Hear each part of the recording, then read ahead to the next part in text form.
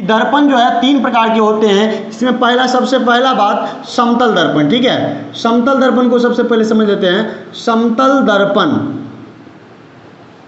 समतल दर्पण को इंग्लिश में हम लोग बोलते हैं प्लेन मिरर। क्या बोलते हैं? Plane mirror.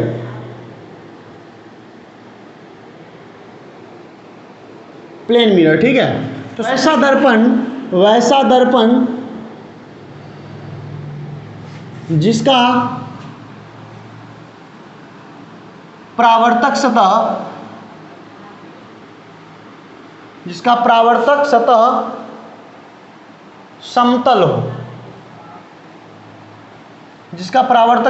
समतल हो, उसे हम लोग क्या कहेंगे? समतल दर्पण। अर्थात समतल को इंग्लिश में हम लोग बोलते हैं प्लेन, ठीक है ना। प्लेन मतलब स्मूथ, ठीक है। तो वैसा दर्पण जिसका परावर्तक सतह समतल हो, मतलब एक रंग हो, ठीक है। ऊंचा नीचा नहीं हो, मोटा या पतला या फिर गड्ढा ऊंचा नहीं हो, एकदम बिल्कुल प्लेन हो, ठीक है, समतल हो, उसको हम लोग क्या कहेंगे? समतल दर्पण। जिस दर्पण का परावर्तक सतह समतल होगा उसे हम लोग कहेंगे समतल दर्पण। जैसे कि मान लीजिए ये एक दर्पण है, ठीक है। देखिए ये दर्पण है, इसका परावर्तक सतह क्या है? प्लेन है, ठीक है। तो ये क्या कहलाएगा? समतल दर्पण। उसके बाद आगे बढ़ते हैं हम लोग। दूसरा जो बात है वो है गोलीय दर्पण। गोलीय दर्पण इंग्लिश में बोलते हैं इसको स्फेरिकल मिरर, ठीक है। Spherical mirror. स्फेरिकल मिरर क्या होता है? वैसा दर्पण जो किसी खोखले गोले का एक भाग हो, ठीक है। वैसा दर्पण जिसका परावर्तक सतह जिसका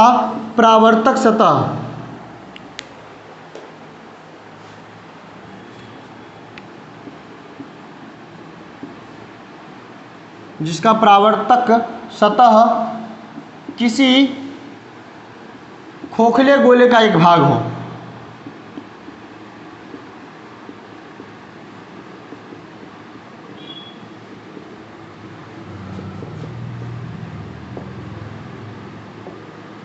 ठीक है।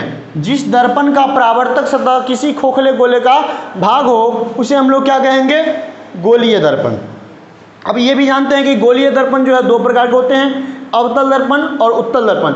इन दोनों को डिटेल में आगे जानेंगे, पहले हम इसका डेफिनेशन जान लेते हैं, ठीक है। गोलीय दर्पण जैसे कि देखिए ये मान लेते हैं ये कोई गोला है, ठीक है। ये कोई खोखला गोला है जिसका कोई भी एक टुकड़ा हो, ये दर्पण जो है इसका मान लेते हैं टुकड़ा है। अभी मान लेते हैं ये बाहर से पेंटिंग किया हुआ है दर्पण का, ठीक है। तो ये हो गया एक दर्पण, इसका सेंटर ये है, ठीक है। ये हो गया एक दर्पण। अंदर से देखने पर देखिए ये जो है अंदर से देखने पर यह एक दर्पण हो गया। दूसरा ये एक मान लेते हैं खोखला गोला, ये भी एक खोखला गोला है। इसके बाहर से देखिए पेंटिंग था और इसके अंदर से पेंटिंग किया हुआ, इसके अंदर से पेंटिंग किया हुआ है, ठीक है। तो ये भी दर्पण क्या कहलाएगा? गोलीय दर्पण। ये क्या है? गोलीय दर्पण। ये दोनों क्या है? गोलीय दर्पण है। क्योंकि ये जो इसका जो देखिए एक भाग जो है ये इधर देखिए, यहाँ से इधर ये देखिए आपको दिख रहा है, ये क्या है? ये दिख रहा है, ये खोखले गोले का क्या दिख रहा है? टुकड़ा दिख रहा है। और ये भी देखिए यहाँ से इधर देखिए किसी खोखले गोले का ये टुकड़ा दिख रहा है। तो वैसा दर्पण जो किसी खोखले गोले का एक भाग हो उसे हम लोग कहेंगे गोलीय दर्पण। उसके बाद तीसरा जो दर्पण है हमारा दर्पण का प्रकार वो है परवलयिक दर्पण। पहले आप परवलयिक दर्पण समझते हैं। परवलयिक दर्पण क्या होता है? परवलयिक दर्पण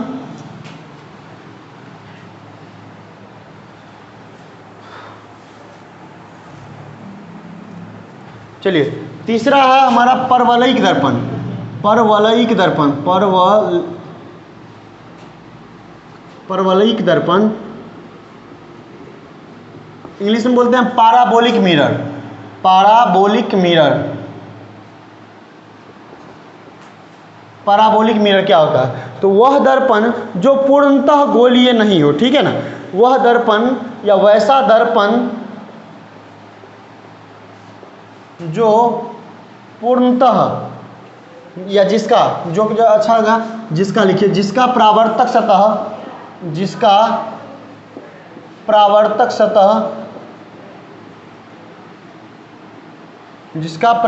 सतह ठीक है पूर्णतः गोलीय नहीं हो, ठीक है। पूर्णतः गोलीय नहीं हो, पूर्णतः गोलीय ना हो,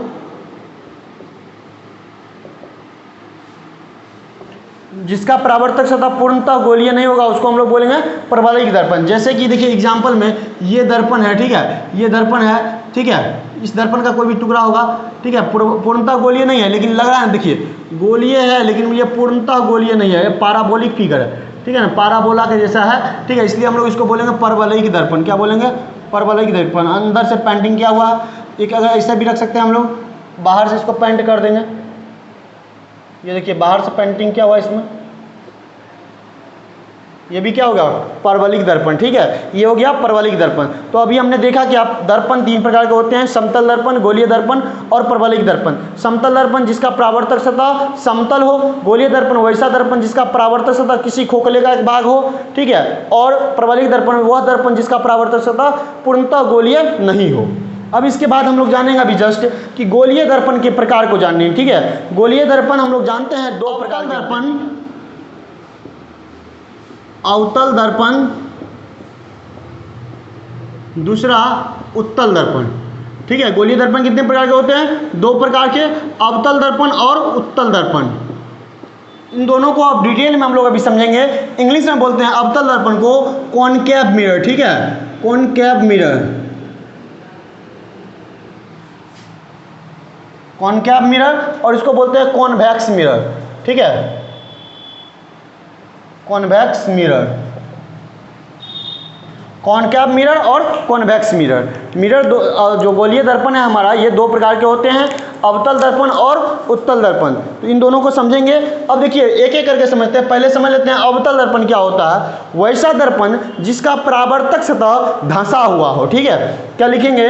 वैसा दर्पण, वैसा दर्पण जिसका परावर्तक सतह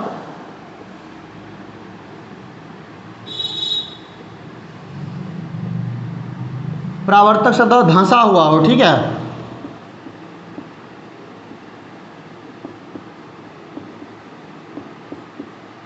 वैसा दर्पण जिसका परावर्तक सतह क्या होगा? धंसा हुआ होगा। जिस दर्पण का परावर्तक सतह धंसा हो उसे क्या कहेंगे?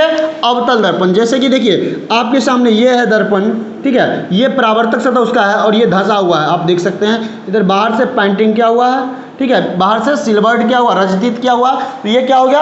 अवतल दर्पण। वैसा दर्पण जिसका परावर्तक सतह धंसा हुआ हो, ठीक है। अब दूसरा बात, उत्तल दर्पण क्या होता है, ठीक है। तो उत्तल दर्पण को समझते हैं, इंग्लिश में बोलेंगे कॉन्वेक्स मिरर, ठीक है।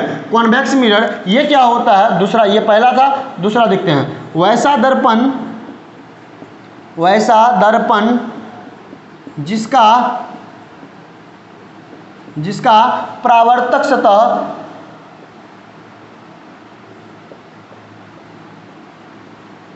उभरा हुआ हो, ठीक है, उभरा हुआ हो। उभरा हुआ मतलब उगा हुआ होगा, उभरा मतलब उगा,